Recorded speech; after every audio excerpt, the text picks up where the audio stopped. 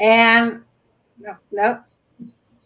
So, hi everybody, it's Michelle Jackson with the Black Writers Workspace. I'm so excited to be here. We are at our book relaunch party. It's Friday night, and we are here to have a good time. It is all about our writers, and all of our writers, our authors, and some editors and some publishers. They are down below in the authors lounge, ready to talk to you. They're in their booths. All you have to do is go to the booth, hit the chat button, and go into their chat room, and you can meet with them. They're all over the country, all over the world, and you can meet with them to learn about their book and to learn how you can purchase the book. So that's what a book fair is all about, right? A book fair is all about purchasing books. And I'm hoping that each and every one of you will spend some time with the authors and also support them by purchasing their work. But right now, we have on the screen three of our authors. They are followers of the Black Writers Workspace. They are doing some dynamic work, and they're here to talk to you about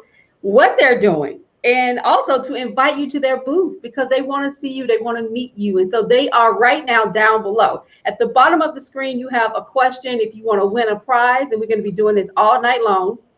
You can win a prize by simply answering the question and sending your answer to events at prsolutionsllc.org. That comes to me. I will make sure that the person who answers the question correctly the first time will win that prize. You have no problem with that. You're going to get your prize, I promise you. But for now, I'm Michelle Jackson. I'm the founder of the Black Writers Workspace. I am also author of two books, The Heart of a Man, which is Christian fiction, as well as From Darkness to Night, which is general fiction, family drama.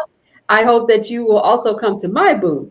But before you get to me, I want you to visit these three ladies, and they are here to tell you about their work. We're going to start with Audrey. Audrey Snyder, talk to us about your work, what inspired you to write it, and a little bit on your next steps.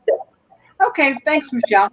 I'm Audrey Snyder, and I am a retired corporate executive from many different phases of life. Just I worked all over the place. I'm from Pittsburgh, Pennsylvania. That's where I live now, and all I do is write. I've joined many writing groups. I belong to Penn Writers in Pittsburgh. I belong to Mindful Writers. I belong to Three Rivers Romance Writers Group. I belong to a science fiction writing group, and I find that that is one of the best ways to make me write. What we do is we meet at Panera Bread or some other location, and we just write. And so that's how I can get things done. Um, Let me tell you a little bit about my two books. The first one is a memoir, and it's called Worth the Climb. It's my story of struggle and success as a Black American female in white corporate America. In this book, it covers my 40 years of corporate work, and I talk about different strategies that I used every time I was blocked, different ways that I could get around things. I talk about what worked for me, what didn't work, and I encourage everyone that if you're blocked, one of the things you can do is find out why and then work towards the goal of getting unblocked. So it's my story. It starts out in 1977 and goes until 2011 when I retired.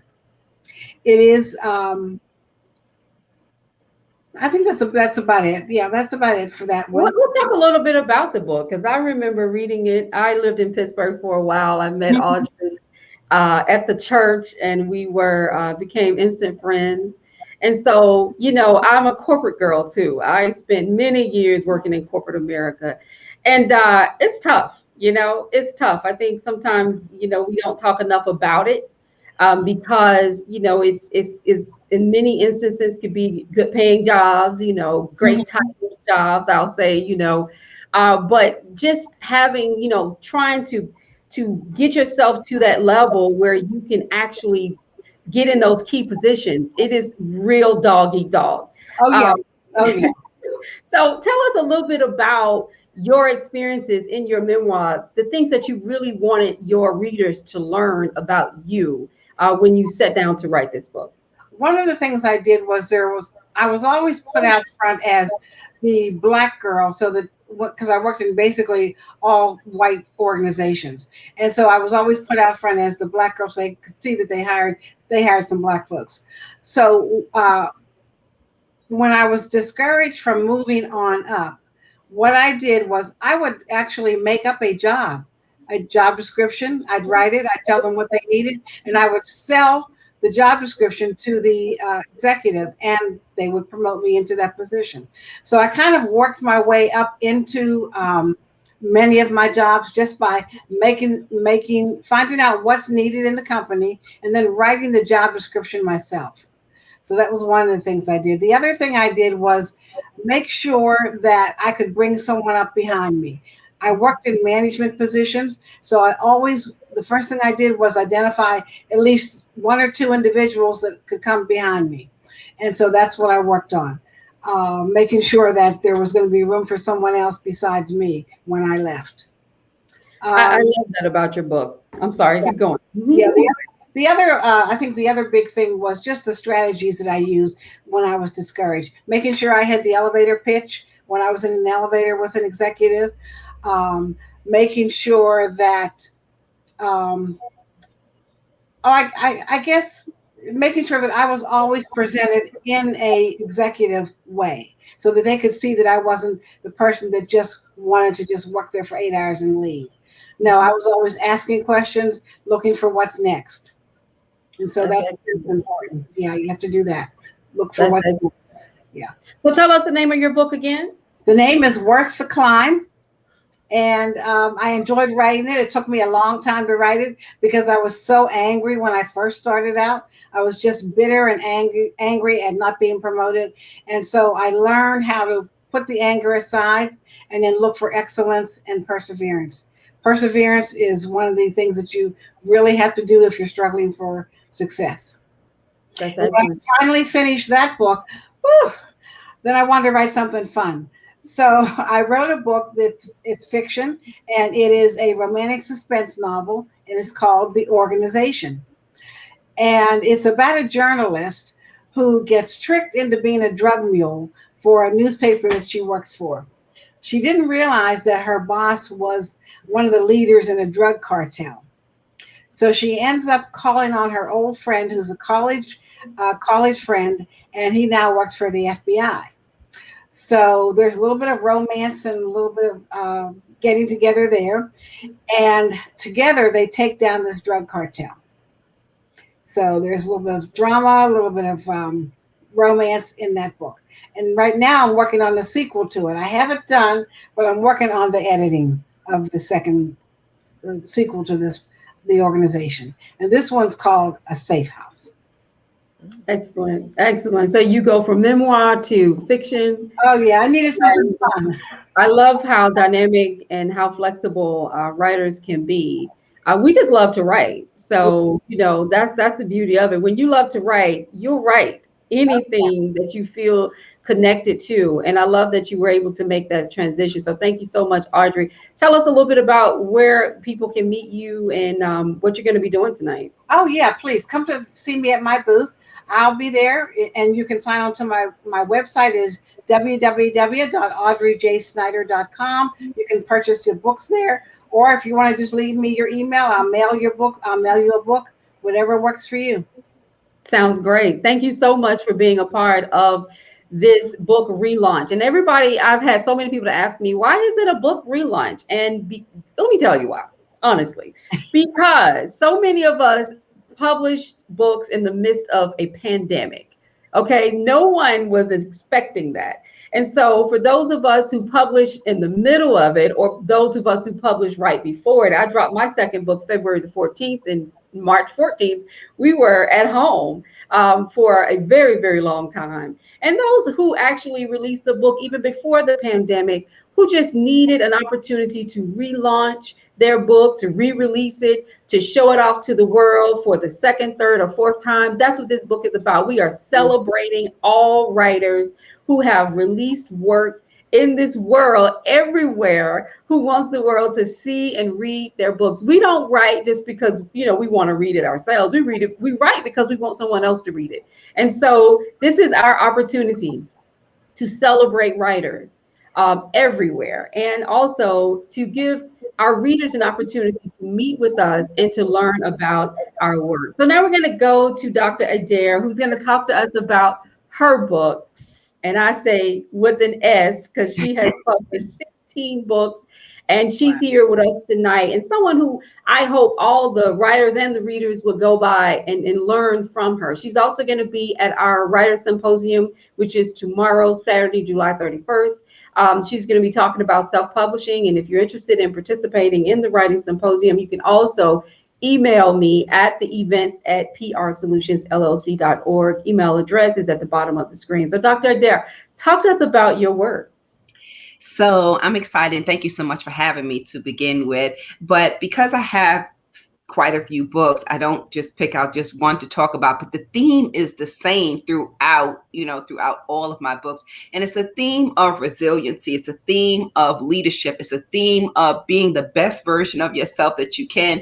All of my books are motivational, inspirational, empowerment type of books to help people move towards positive changes in their lives, to help them find that grit and that grace that they need to make it through each day. A lot of times we share, get over it, but we don't help people, or we tell them how to get over it. So what I do in many of my books is I provide the messages to walk them through step by step. Here's what you can do for forgiveness. Here's what you can do to feel when you hit rock bottom and there's no place else to go. There's no place else to go but up. And so really what I focus on is providing that inspiration, that motivation, let people know that you're not alone, that you got this. It's going to be okay. And so that's really the foundation and the theme of all my books. Get over it. Is that what I'm to hear? I love that. Yes. And tell me, or tell us, what is the number one thing you think that as women we fail to get over that we need ourselves? Really ourselves. We get in our own way. We block our own blessings. We don't believe that we're already equipped and empowered to be the best version of ourselves that we were. We don't follow the path that's just for us. We don't follow the steps that were ordered just for us. We do everything and anything for everybody but ourselves. And so therefore we get in our own way and we block our own blessings. That is the number one thing that I believe, and in speaking to hundreds of thousands of women over the past decade or so, where I don't want to say fall short, because when you know better, you do better. But a lot of us don't know better because this is the way we've been raised and what we've seen, or this is just what we've done our entire lives. So that's what I would say is the number one. Excellent. That is excellent. So, when you talk about writing so many books, I mean, what was that? How many books had you written before you realized that, okay, I can continue to talk about this topic over and over and over again, and it continues to be relevant? Because many of us, I know for myself, I'm like, am I going to tackle this topic well enough in this one book? Do I need to go after it again? I mean, times change, people change, situations change. I mean, you're really focusing in on one topic for so many books, but when did you realize, or what happened that made you realize that it was okay for you to continue to tackle that topic over and over again? Well, you know what? The unique thing about my books is they are compilations of motivational messages, not a novel. It's every day there's a different message. So truly, when I wake up in the morning and I feel the words coming through, that's when I put them on paper, and that's when I'll share them and I compile them and make the book. But when I really realized that this is something that folks needed was the response to my first book, which was my memoir, where people kept asking me, how do you do it all? Because I have been relatively successful as I defy. I've achieved the dreams I've wanted to. And people would look at the end product, but they didn't understand the process. And so I needed to share with them that, yes, I came up from an abusive environment with alcoholic mother who died at 37 when I was 14, an abusive type environment, psychologically, sexually, emotionally, financially. But despite all of that, I had an action plan and I was able to move forward towards change. So the response that I received to that, because so many people, their mouths dropped open. I had no idea. They look at the end product. Oh, what a cute face and a lovely smile, but they don't know the process behind the PhD that I earned. And so when I received that type of information, I knew I was on to something, that people especially women, need to be reminded that they are equipped and empowered to be the best version of themselves, despite of whatever you went through. It doesn't matter. You can still get to the other side, because remember, when you hit rock bottom, there's no place else to go but up. Absolutely. Give us a few of the titles that you have. What do you have available tonight for our readers?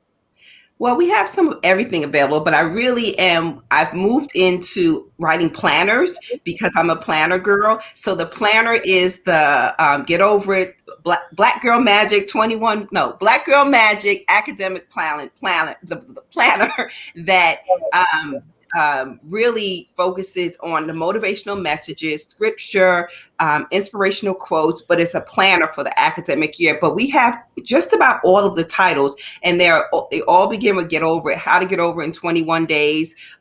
Just get over it, just different variations of the subtitles.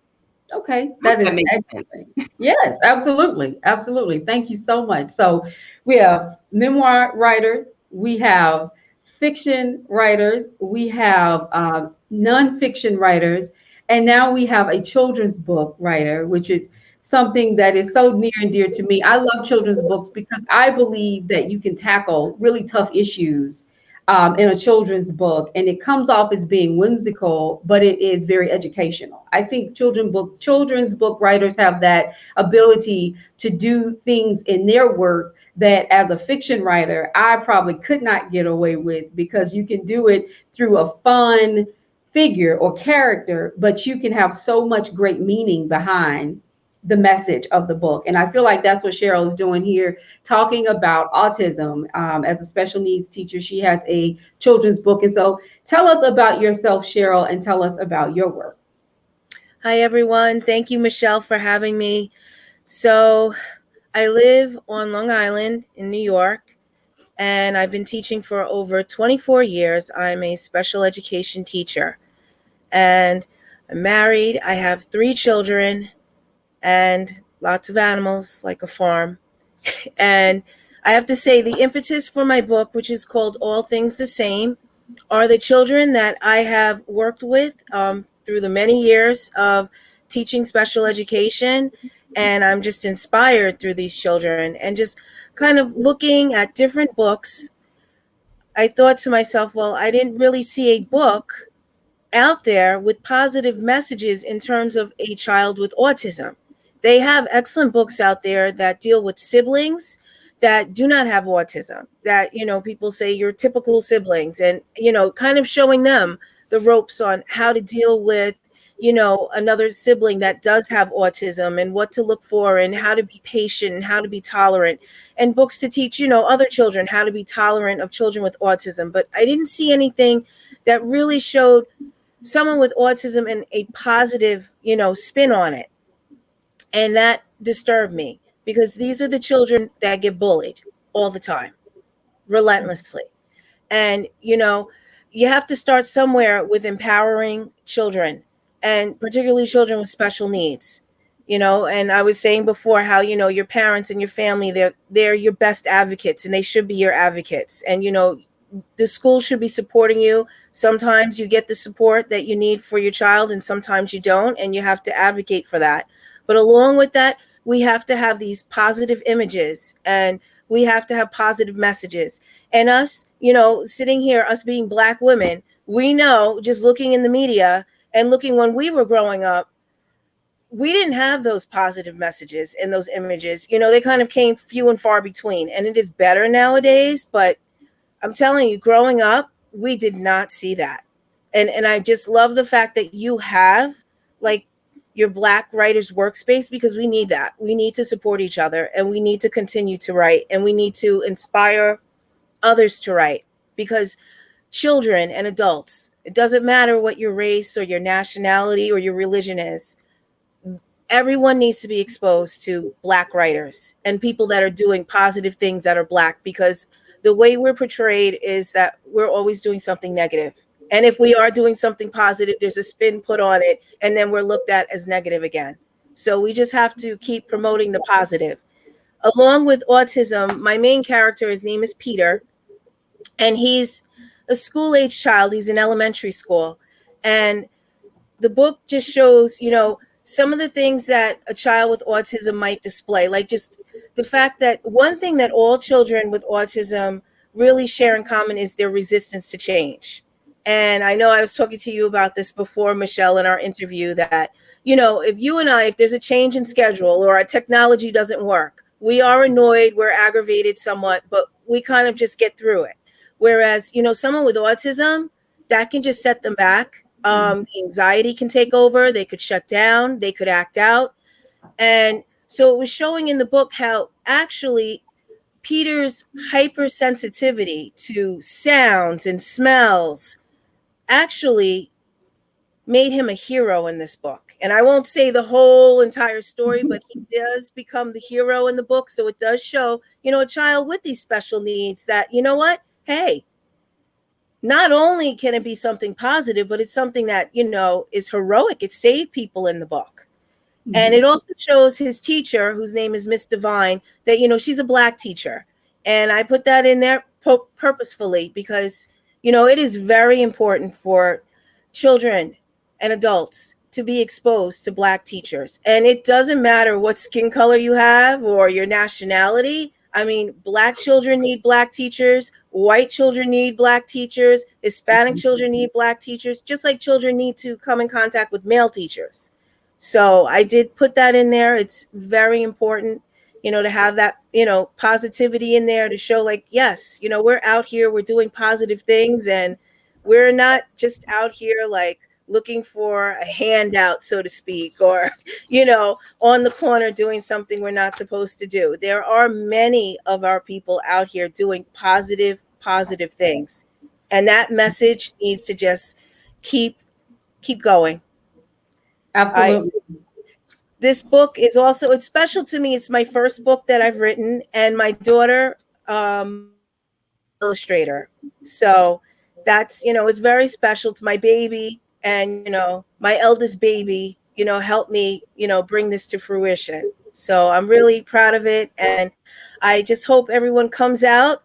I mean, there are fabulous authors out here. Just come out, visit us in our booths. Please support us. Please support Black writers. We're out here and we're really trying to, send a message, We're really trying to connect with you. So I look forward to seeing you. If you come and visit my booth, and we can talk about autism. We can talk about teaching. We can talk about anything you want. Thank you.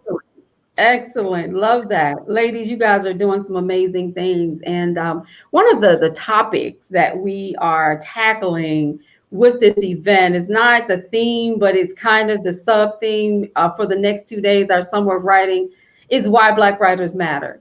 And I really wanted to talk about that because,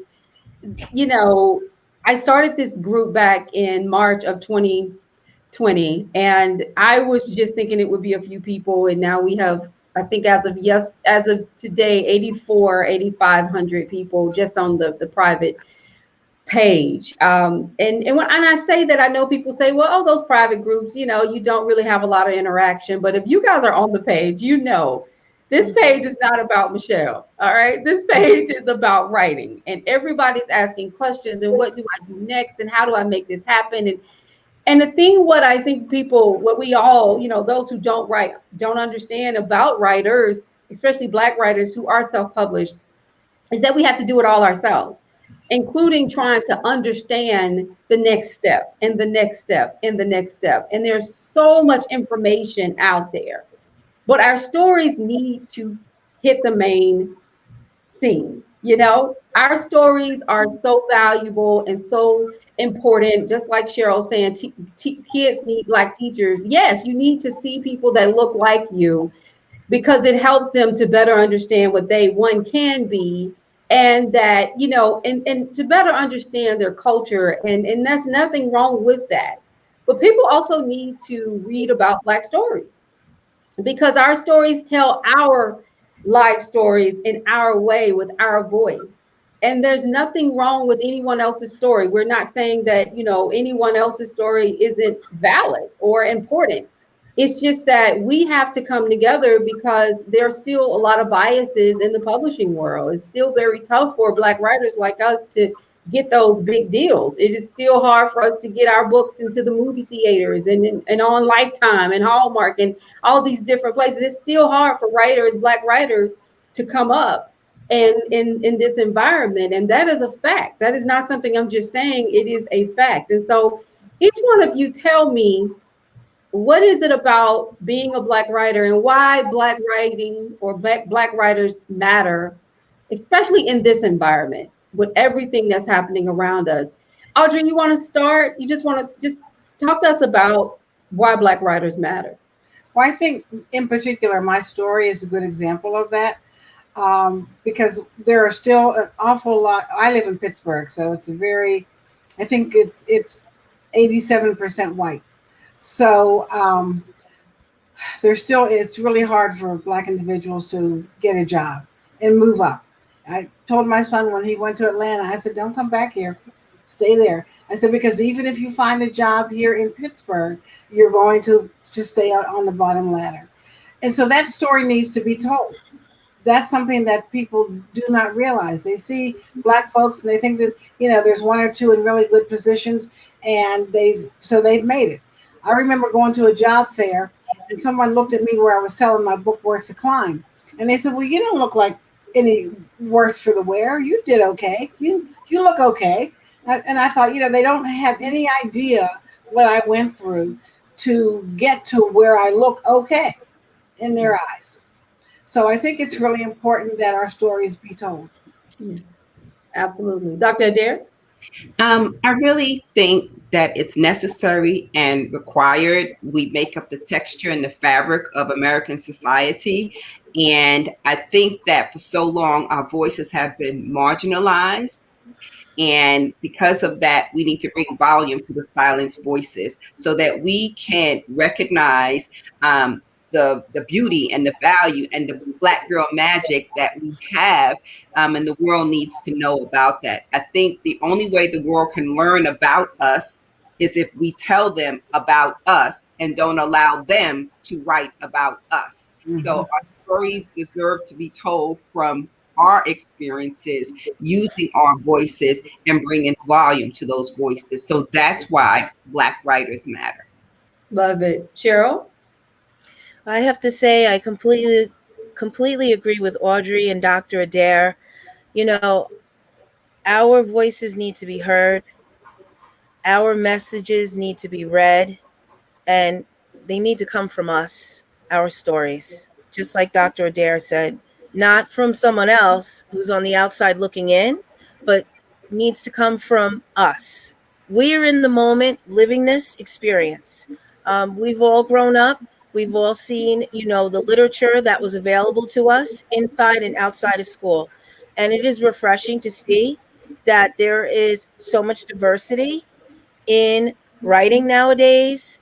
And that has to just continue. We just have to keep that narrative going. We can't stop. I mean, we owe it to our ancestors to let these stories be heard over and over and over again. Absolutely. Ladies, this has been excellent. I so appreciate you being a part of the Black Writers Workspace. This is what we do. We are just here to support each other. These book fairs are about supporting writers. I am a self-published author. My first book I published in 2010. I knew nothing about book publishing. And what I did after I got the nerves up to even tell someone I wrote the book, because it was just something I was doing on the side, I started to market it and I started hosting events. And I had an event in Virginia and one in Atlanta and one in my hometown of Birmingham, Alabama.